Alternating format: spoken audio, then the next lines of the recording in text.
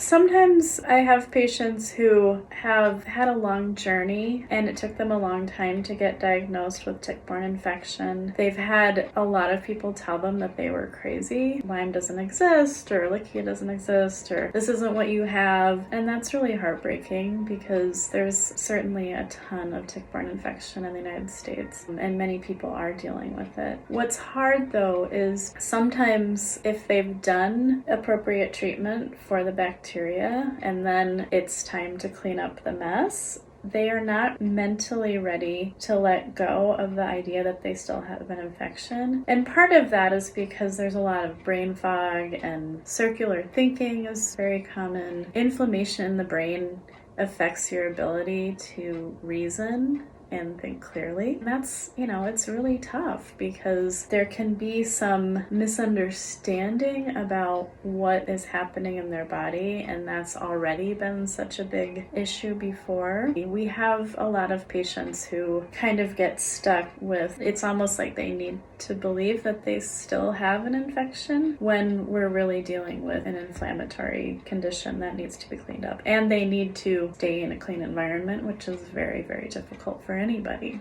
Another thing that can happen is people are doing what they need to do, they're getting better, but they can't see it yet. And it's almost like once they start feeling better, even though they don't realize it, they have this little burst of energy and then they want to be looking for other reasons they might have what they have. Even though what we're doing is working, they have the test results to back up the diagnosis, everything is going fine. Again, brain fog and brain inflammation is one of the tough things about any of these conditions, and it can get in people's way in terms of getting better. We do a lot of reminding people. We have objective measures like visual contrast sensitivity and things like that, and blood markers. We can show improvement, and people it's hard to remember what they were like last year at this time. So we do a lot of coaching and trying to show people as best we can, yes, you're getting better. And they do get better.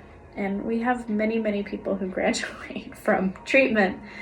And unfortunately, I think that a lot of things that you see online aren't really reflective of that, because people that get better move on with their lives. The people that don't get better have time to post online.